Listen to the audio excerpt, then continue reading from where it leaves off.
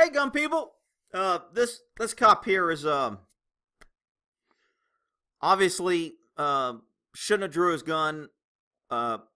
Again, like with all things, we're only seeing part of a video, and we don't know the circumstances or what the cop knew before. I'm not justifying this cop's action. The cop was wrong. The sheriff came out, said it was wrong. He's showing it to all his recruits. Is this the crime of the century? You know what? The guy was scared. He probably shouldn't have made the stop.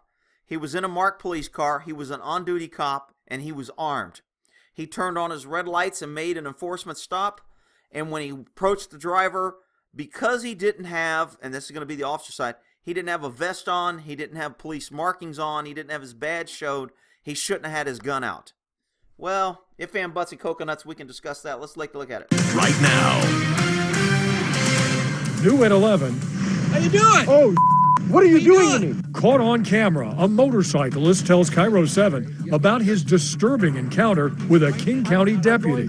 Take your ID out. You move this bike, I'm going to dump you. All I can think about is the gun. I'm literally staring at the gun. Cairo 7 took this video straight to the sheriff. Okay.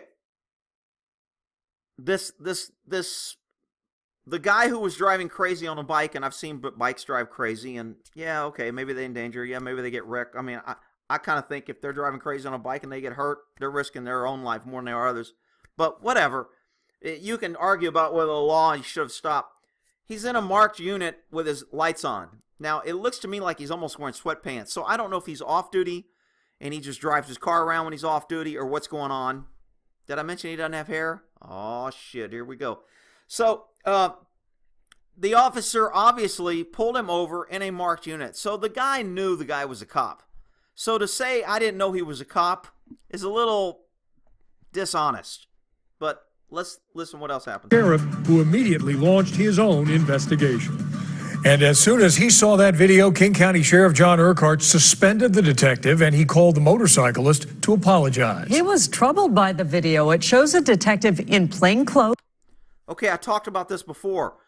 Because he's the sheriff and he's the primary discipline and executive officer of that agency, he gets to decide the punishment for that officer. Most cops have a peace officer bill of rights or some sort of protections that cops that, hey, as a government employee, your employer cannot fire you, jump to conclusions, and terminate you without a thorough investigation, gathering the facts and getting all the information, including hearing your side of the story. And then he has to make an independent determination after he has all the facts. Otherwise, it shows bias, it shows unfairness, and usually any action or termination will get overturned because it wasn't done properly. So the fact that this sheriff called the driver and apologized and immediately suspended the officer, it makes it look like the sheriff has already got a predetermined mindset. The cop was wrong and I'm going to fire him. So any action he takes, the officer, and I'm not saying it's right or wrong, don't say I'm defending cops, I'm trying to educate you on the system and how it works. Any action the sheriff takes on the cop is going to have a defense of saying, I didn't get a fair shake. He didn't hear my side of the story. He didn't even let me express my side of the story, and he had already determined that I was wrong because he called the suspect and apologized for my actions without ever talking to me and getting my side. Now, that's going to be the defense. Maybe he did get his side. All that will come out in the evidence, but there's a whole process when you discipline officers and government employees as a whole. So, I mean, everybody wants to say, yay, the sheriff did a great thing. Well, he may end up losing the ability to fire this guy. But pull a gun on a biker without showing a badge. New at 11, Cairo 7's Gary Horker. Notice how she said he pulled a gun without showing a badge, like not showing the badge was the big thing. My big thing is, why did he pull the gun? But she seems to think that him not showing a badge was a big thing. Was the first to show the sheriff that video. Gary, he said it looked like an armed robbery. That's what it looked like to him when he saw the video. Now, Sheriff Burkhart told me it is just not routine for any officer of the law to pull a gun during a routine traffic stop. The fact that the media and the sheriff, if they did say that, is saying routine traffic stop.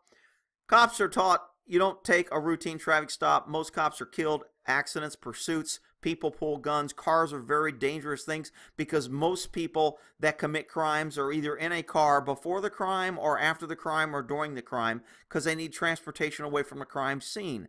So cars are very dangerous in their nature, and making a stop is never called a routine. I know it becomes routine because cops that write a lot of tickets do it regularly. I didn't write a lot of tickets. When I stopped somebody, they were a bad guy. I knew I was stopping them because I thought they were a bad guy, not to no good. So traffic stops were never a routine to me. But cops who write a lot of tickets, it becomes routine because they pull over little old blue-haired ladies at school crossings and give them tickets because it's easy. They get overtime to go to court. They don't have to fight. They don't have to arrest anybody. They don't have to do anything. They just have to go, duh, me pull citizen over, write ticket, go to court, get my stat, now go eat donut.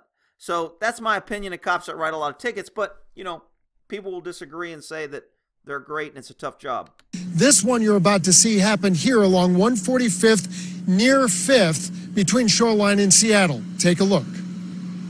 Alex Randall showed us the motorcycle he was on. I was on Ooh, look at that motorcycle. my R1 that day. You can see it. When his helmet cam recorded his reaction to a King County detective approaching him on foot with a gun without showing him a... Now, see, it showed the car there very quickly, and I don't know if that's his personal car or is that... Let's see if I can go back and try to get that personal car there.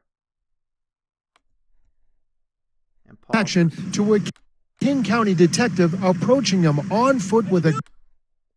Man, I forgot how to get this thing to go back. There we go. So is that the same police car or is that his personal car? If it's his personal car, I got a bigger problem with this. But let's look at this picture frame right here when the news media reported that the officer did not show his badge. His badge is in his pocket right there. Some would say that's plainly visible. Others would say, no, it's not visible. The courts would have to look at this and say, was it reasonable that the officer with a gun that had his badge exposed and a car with red lights, is it reasonable that the guy didn't recognize him as a law enforcement? And is he in the wrong for not? Should he have identified himself? Absolutely. Did he? I don't know. Did he say, I don't know. Did he pull up next guy, show him his badge, tell him to pull over, and the cop said, and the guy said, screw you, and took off, and then he turned on his lights and stopped him at an intersection? I don't know. Again, there's always more we don't know when we see videos, and we don't have all the information, so to make an absolute decision is wrong.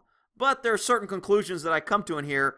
Does the guy need his gun out? I mean, if he's off duty and he's in his personal car, he doesn't have a vest on, the courts would look at this. Is it reasonable that the officer could think he's in danger? My side would be, if he's in that much danger, maybe he shouldn't have got out of the car and approached the guy. The guy was just speeding and racing. He didn't write the guy a ticket and he didn't arrest him. Was it really worth the risk that he was so fearful that he was going to get hurt that he needed his gun out, yet he didn't take any other action than to chew the guy out and tell him he was a cop? Those are all going to be major factors on whether or not the discipline and what this guy gets. Me personally, from what I see, cop was wrong. Shouldn't have done it. It's a traffic stop. Let the uniforms do it. Get a life. If you were on duty, then you call a marked unit and have them stop them. You sign the ticket. You write the report, and you have the other officer write them. If it's that important. If it's not that important, why the hell are you jumping out an intersection in plain clothes with a gun pointing at people? That's my take. I could be totally wrong. And when the facts come out, it'll be like, Rick, you didn't... I'll have all the cop haters here. Rick, you didn't know that this guy was a fleeing felon and he was matched a description of a guy that just robbed, and you're taking the... You just hate cops. Look, I'm just giving you my opinion on what I see and the facts on why I base my opinion. Everybody can make their own. All right, we'll end that there.